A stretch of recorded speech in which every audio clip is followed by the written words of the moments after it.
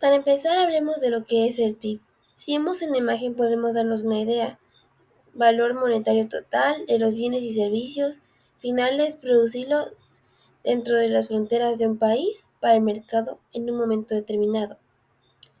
El PIB, como también conocido como el Producto Interno Bruto, es un indicador económico que mide el valor monetario total de todos los bienes y servicios finales producidos dentro de las fronteras de un país durante un periodo específico. Normalmente puede ser un año o un trimestre. Es decir, en pocas palabras representa la riqueza generada por la economía de un país y se utiliza como medida para evaluar el tamaño y desempeño económico de una nación. El PIB incluye bienes tangibles como la maquinaria o alimentos, así como servicios intangibles como educación, transporte y salud. Y este se puede calcular de diferentes maneras, pero los métodos más comunes son el de gasto y el método de ingreso. Puede expresarse en términos nominales, lo que quiere decir que son los precios de mercados actuales o reales, ajustados por la inflación para reflejar mejor el crecimiento económico. Ahora veremos los componentes del PIB. Los principales componentes del PIB, según el método de gastos, son los siguientes. Como podemos ver, en la presentación se muestra una fórmula. Esta fórmula es la fórmula general del Producto Interno Bruto, pero al mismo tiempo tiene los componentes del PIB. En este caso podemos observar que son el consumo, que está representado por una C, la inversión de las empresas, que está representado por la I, el gasto público del gobierno, que es representado por una G, y las exportaciones netas, que está representado por un paréntesis restando la X menos la M, que son las exportaciones menos las importaciones. Las exportaciones está representada por la letra X y las importaciones por la letra M. Vamos a ver qué es cada una en cuestión. Como observamos en la imagen, el consumo privado vemos a una familia. Es lo que simboliza ese gasto de los hogares en bienes y servicios finales. Ese componente más grande y comprende productos como alimentos, vivienda, transporte y entretenimiento. Por otro lado tenemos las inversiones de las empresas representadas por la I, que incluye la inversión en bienes de capital, como maquinaria, edificios, equipos y la investigación y desarrollo. Después tenemos los gastos públicos del gobierno, que es representada por la G. Son los gastos del gobierno en bienes y servicios públicos, como la educación, la salud y la infraestructura. Después tenemos lo que es la diferencia entre la exportación menos las importaciones, conocido como exportaciones netas. La X está representada por las exportaciones. Las exportaciones es el valor de los bienes y servicios producidos en el país y vendidos a otros países, mientras que las importaciones, representada por la letra M, es el valor de los bienes y servicios producidos en otros países y comprados por el país. Las exportaciones se restan porque son gasto en producción extranjera. Ahora veremos proceso de ingreso y gasto, que son dos procesos por los cuales se puede calcular el PIB.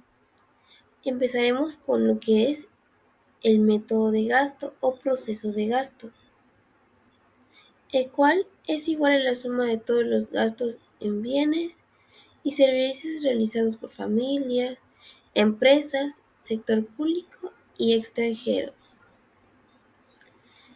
Seguido de el método de ingreso o proceso de ingreso, que consiste en sumar todos los ingresos que reciben los factores que producen en la economía, como salarios, rentas, intereses, beneficios, amortizaciones, impuestos indirectos menos subsidios. Es decir, es el total que generan los agentes económicos al producir bienes y servicios. Como podemos ver en el esquema, hay tres tipos de métodos. Sin embargo, nosotros veremos el método de gasto y de ingreso, que son los más importantes y los que más se ven. Seguimos con el mismo tema de proceso de ingreso y gasto. En este caso, aquí vamos a apreciar lo que son sus formulitas, empezando por el método de gasto. El método de gasto usa la clásica fórmula del PIB, que es la suma del consumo más la inversión, más gasto público, más las exportaciones netas, que recordemos que es la diferencia entre exportaciones menos importaciones. Aquí lo podemos observar en el esquemita. Esa es la fórmula del método de gasto. Seguidamente tenemos el método ingreso. Aquí sí se puede ver otra formulita. La fórmula general es la suma de los salarios, los alquileres, más los intereses, los beneficios y las amortizaciones. Y entre paréntesis iría una resta de impuestos indirectos y subsidios. Este enfoque ofrece una visión de evolución del pago a los factores de su producción.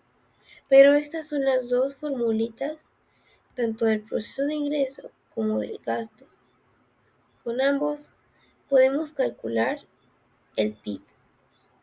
En resumen, podemos calcular el Producto Interno Bruto de estas diferentes maneras, ya sea como el flujo de gasto en productos finales o como los costos totales e ingresos de los factores, que ambos vienen representando y al final te darán lo que es el PIB, dependiendo de la perspectiva en que queramos verlo o cualquier fórmula que podamos usar es correcta y va a llegar al PIB. En esta diapositiva veremos qué es el flujo económico. El flujo económico son los movimientos del dinero, los bienes y los servicios que se generan en una economía a lo largo del tiempo.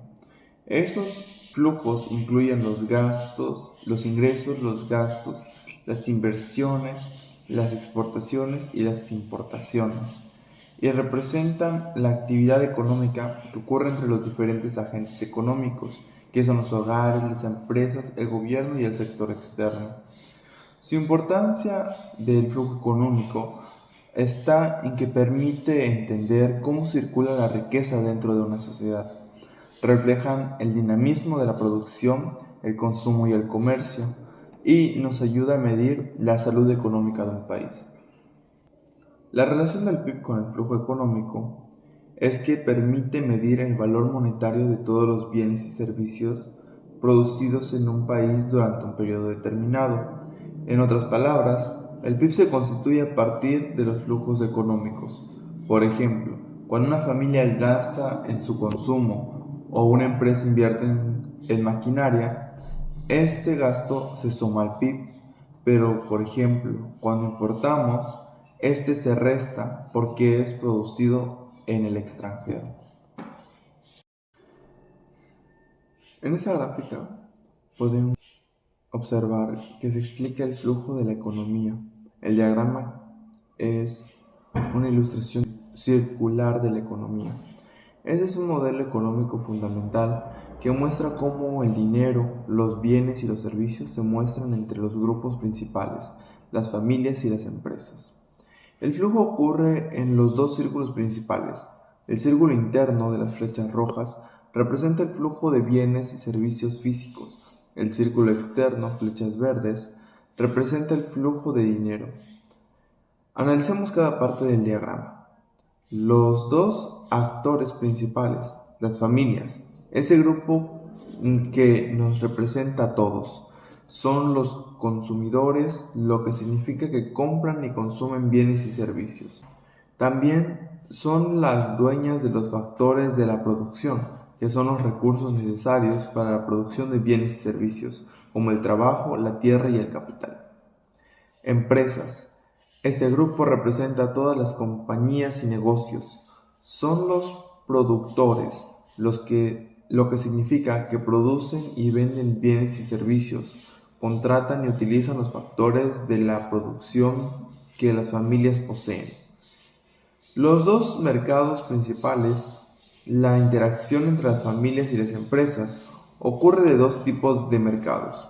El mercado de bienes y servicios. Aquí es donde las empresas venden bienes y servicios, las familias los compran. Las flechas rojas que van de la empresa a las familias muestran el flujo de bienes y servicios que se venden.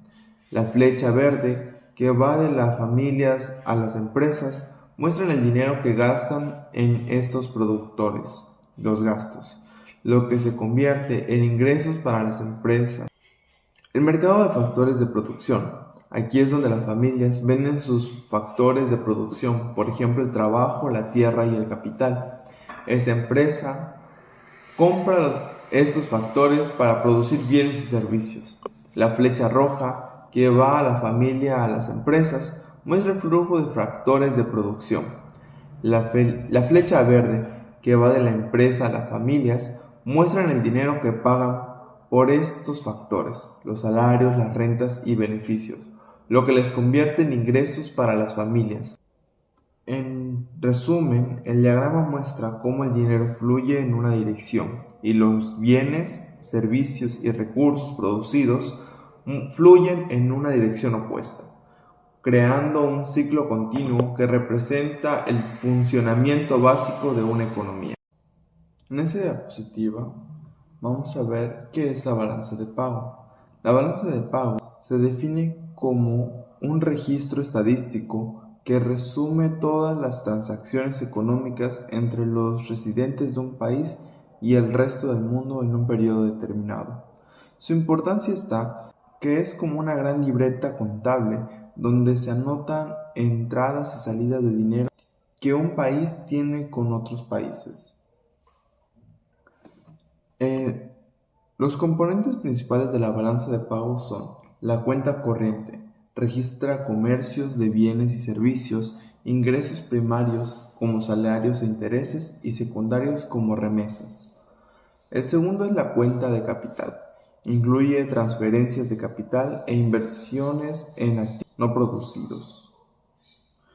Y la tercera es la cuenta financiera, muestra inversiones directas de cartera y otros movimientos financieros. La relación con el Producto Interno Bruto, el PIB, está en diferentes claves, pues el PIB mide el valor total de los bienes y servicios producidos dentro de un país. La balanza de pagos registra las transacciones económicas entre el país y el resto del mundo. Las relaciones en ambas se complementan. El PIB refleja lo que produce internamente, mientras que la balanza de pago muestra cómo interactúa esa economía con el mercado internacional. En la gráfica inferior podemos ver la cuenta corriente como porcentaje de PIB de 2017 a 2023. Observamos variaciones a lo largo de los años. En 2020 se obtiene un pico positivo, lo que puede estar relacionado con cambios en comercios e inversiones debido a la pandemia. En años recientes tiende a la baja, mostrando un déficit más marcado.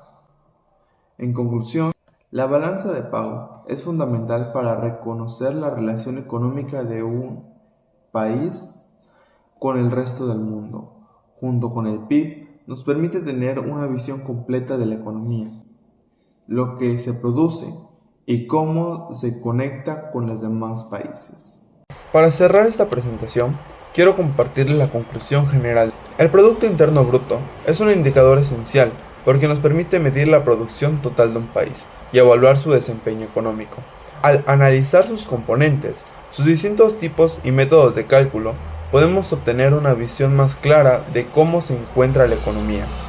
Además, al relacionar el PIB con los flujos económicos y con la balanza de pago, conseguimos una perspectiva integral que no solo refleja lo que pasa dentro de un país, sino también cómo interactúa con el resto del mundo. Sin embargo, es importante señalar que el PIB no lo explica todo, no refleja la distribución de la riqueza la equidad social ni la sostenibilidad ambiental.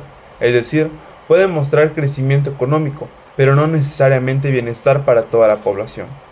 Por eso, su verdadero valor está en usarlo como una herramienta de referencia, que combina con otros indicadores, nos ayuda a tomar decisiones y buscar un crecimiento más equilibrado, competitivo y sostenible en el largo plazo.